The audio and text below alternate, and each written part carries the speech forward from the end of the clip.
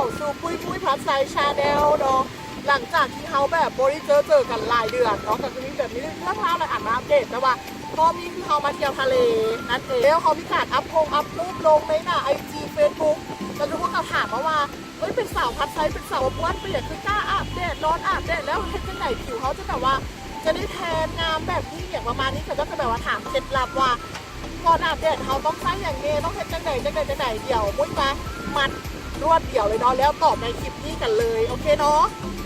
ไอเทมแรกเนาะรู้สึกว่าสาวๆทุกคนมีครีมบ้านกันอยู่แล้วเนาะกับดังที่รู้กันก็คือเอามาอาบแดดเนาะก็ต้องมีครีมกันแดดนั่นเองก็คือตัวนี้เลยสำหรับมุ้ยไซส์ Biore UV ตัวนี้เป็นครีมกันแดดนะจ๊ะครีมกันแดดตัวนี้สำหรับทาโตเนาะตัวนี้ก็คือ SPF 50 PA บวกแนะนำสาวๆทุกคนนะว่าจะมาอาบแดดหรือว่าจะสาวๆจะใช้ชีวิตประจำวันเนาะทุกคนควรทาครีมกันแดดเพื่อผิวเขาจะบ่มีความแบบว่าดำกระด้านเนาะสำหรับสาวๆที่แบบว่าผิวขาวผิวแทนผิวสองสีอย่างต่างๆแนะนำว่าห้ามลืมครีมกันแดดเด้ออันนี้สำหรับทาโตเนาะไอเทมต่อไปนั่นก็คือสำหรับทาผิวหน้านั่นเองไม่ใช่ตัวนี้เลยนีเวียแบบนี้เนาะนีเวียมั่วต้องโฟกัสฟอตัวนี้จ้านีเวียเนาะตัวนี้สำหรับทาผิวหน้าตัวนี้จะเป็นนีเวียซันโปรเทคไว้เนาะสูตรลดความมันหรือว่าใครที่แบบว่าหน้ามันหรือหน้าแห้งอย่างต่างๆก็สามารถไปเลือกซื้อนะเพราะตัวนี้มันมีประมาณ3หรือว่า4สูตรมุ้ยก็มั่นใจเนาะแต่ว่าตัวนี้มันช่วยลดความมันตัวนี้จัดSPF ค่ะ CPA บวกเส้นเดียวกันนี่เนาะควรใส่ก่อนออกไปอาบแดด30 นาทีนะจ๊ะห้ามแบบว่าทาปุ๊บแล้วออกปั๊บเนาะตัวนี้มันก็จะบ่สามารถโปรเทคหรือว่าป้องกันแสงแดดได้ก็คือสิ่งหนึ่งที่สำคัญก็คือเป็นตัวนี้เลยเป็นออยเนาะเป็นออย2ตัวนี้เดี๋ยวมุ้ยเริ่มที่ตัวนี้เลยเพราะมุ้ยมักตัวนี้หลายเนาะก็คือบานาน่าโบ๊ทเนาะโปรเทคทีฟแทนนิ่งออยแบบนี้ตัวนี้จะเป็นแทนนิ่งสเปรย์เนาะมันจะเป็นออยตัวนี้จะเฮ็ดให้ผิวเขามีความแบบว่าวาวๆแล้วก็ผิวเขาจะเฮ็ดมันจะแทนไวกว่าการที่เขาแบบว่าอาบแดดแบบเรียวๆเพียวๆเลยเนาะตัวนี้จะช่วยในการที่แบบว่าอาบแดดแป๊บเดียวแล้วผิวเขาก็จะเปลี่ยนสีได้เนาะไม่ใช่ทุกคนเบิ่งเลยเนาะกลิ่นหอมแบบโกโก้ทุกคนหอมแบบขนมนะหอมดีกลิ่นหอมจ้าตัวนี้เนาะเป็นไอเทมเด็ดสำหรับการที่มุ้ยมาอาบแดดทุกครั้งที่มุ้ยจะแบบต้องพกมาเมื่อกับต้องซื้อซ้ำเนาะเพราะว่ามักหลายสกินเทอร์พี่ออยตัวนี้มุ้ยจะใช้เศร้าแรงอาบน้ำแล้วมุ้ยจะทาเพราะว่าตัวนี้มันจะแบบเป็นไทยผิวเขามีความสม่ำเสมอแล้วก็ห้อยแบบว่าเป็นห้อยบาดแผล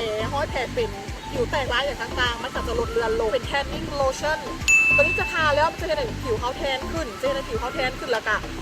มันจะเห็นผิวเขาโกลว์เลื่อมๆเป็นทองเนาะเวลาทาแล้วผิวมันจะแบบเลื่อมๆโกลว์เดี๋ยวทาให้เบิ่งหลังมือเลยว่าหลายเนาะหลังมือเลยแบบนี้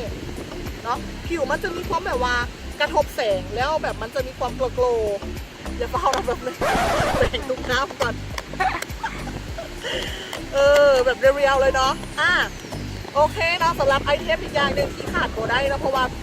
สาวๆทุกคนแบบขาดใส่ที่อาบแดดจะพูดเอาว่าเวลาที่เขาอาบแดดแล้วมันทอดเนาะมันจะได้ผิวเขาแห้งแล้วเขาจะต้องเติมน้ำให้ผิวด้วยการที่เขาต้องกินน้ำลงไปขาดไปเลยก็คือน้ำเนาะทุกคนควรพกน้ำมาอาบแดดเนื่องจากว่าห่างกันเขาขาดน้ำเขาต้องเติมน้ำตลอดเนาะทุกคนเนาะสาวๆทุกคนที่แบบว่าอาบแดดจะพูดดีเนาะน้ำเป็นสิ่งที่สำคัญต่อร่างกายในยินเขาเนาะควรมีน้ำมาอาบแดดนะแต่สำหรับอีกอย่างหนึ่งที่สำคัญก็คือได้การมาอาบแดดนั่นเองค่ะอย่าลืมผ้าเนาะผ้าสำหรับการทองแล้วนอนอาบแดดหรือว่าผ้าสำหรับลักษณะมุ้ยมักใช้สำหรับการมาผูกผมขึ้นเนาะเก้าผมขึ้นก็ให้ผมเขามันถึงแดดเนาะเพราะว่าถ้าผมเขาถึงแดดหรือผมเขามันจะแห้งแล้วจะใช้ผมเขาแตกป่ายฉะนั้นสาวๆที่มาอาบแดดควรมีผ้าสำหรับการมาโพกผมขึ้นแล้วนอนอาบแดด